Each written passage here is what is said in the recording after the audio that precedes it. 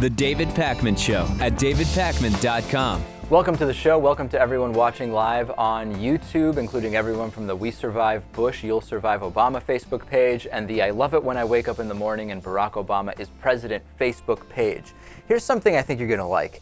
I'm going to go and tell you about how Fox News distorts statistics using graphs. This is a really great post over at simplystatistics.org where we've individually covered almost every single one of these, Lewis, over time, but they've really put them together to show us how Fox News really distorts and uses statistics, okay? Let's put up number one, Natan.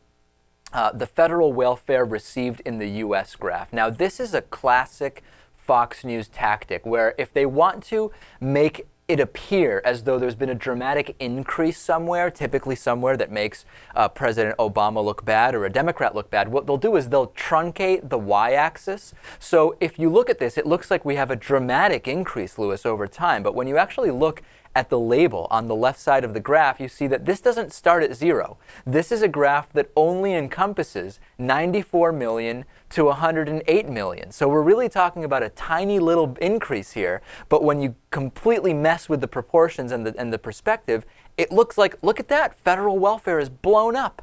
Right. I'm surprised they didn't take it a few steps further and just eliminate the 108 and the 94. Get rid of the numbers altogether. Right. Right. So let's look at the other one where they do this. This is the second graph. This is if the Bush tax cuts expire. And this is a similar tactic that was done here where they actually, I hope we have the right one up, Natan. Where it's actually not coming up, so not all of them are going to come up. Okay. So can we put it up full screen, or what do we have going on? Yeah, I'll put it up full screen. Okay, so we have the if the Bush tax cuts expire up full screen. This is the exact same thing. This time the y-axis is labeled on the right side, and you see that, wow, look at that huge increase in the top tax rate if the Bush tax cuts expire. It's like 5 times as big, Lewis. Oh, well, actually, the entire chart only goes from 34 to 42. So there's one. Another tactic that they do, I believe this is number 3, Natan, is what if the numbers just don't add up? I don't know if this one is intentional or not, but it happens all the time on Fox News. And it's where they put up a poll where the numbers just don't add up to 100%. Now, sometimes this can be because people are asked to check all that apply, which of course makes these percentages far less valuable in even evaluating the information. There's a number of other reasons why it can happen, but certainly it can be to make it seem like there is an overwhelming or underwhelming support for something that Fox wants to point out. So here's an example.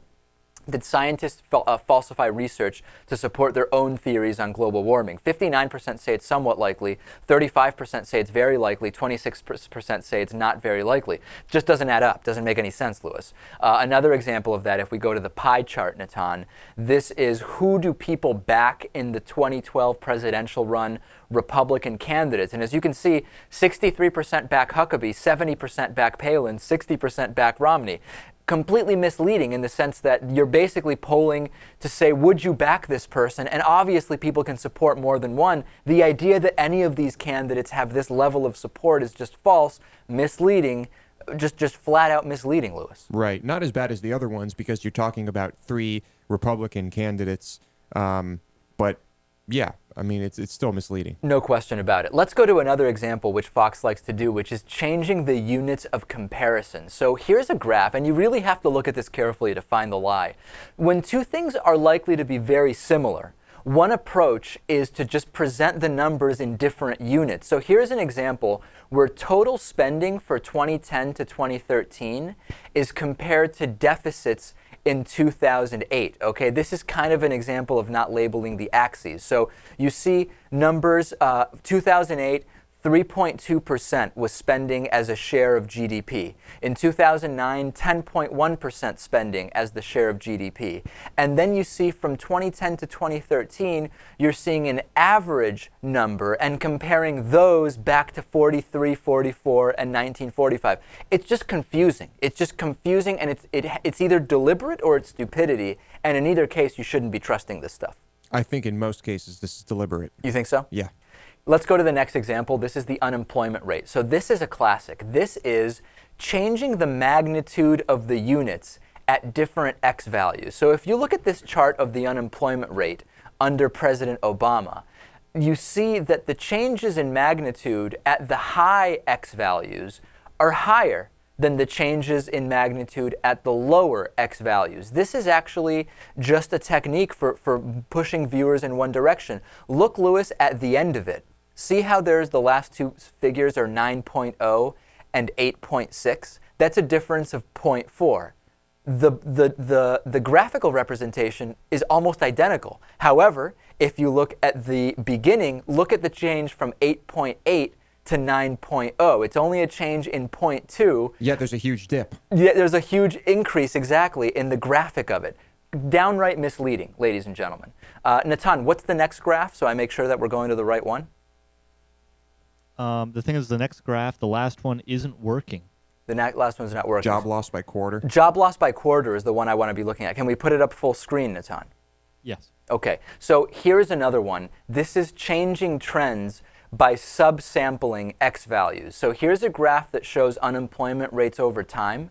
And here is, and as you can see here, you've got December of 07 to September of 08 to March of 09 to June of 2010. So we're basically literally just, this is literally cherry picking. You're just picking 4 bullet points and putting them up there. And then notice that at the top it says job loss by quarter. And at the bottom you see between the first 2 plot points, that's like 9 months. And then between the second 2 plot points, it's only 6 months, 7 months. Like, what's going on? The graphs just literally make no sense. Yeah, completely there just to give people the wrong idea about the facts. Yeah, so again, if you are aware of these tactics, hopefully they will be less effective on distorting information for you.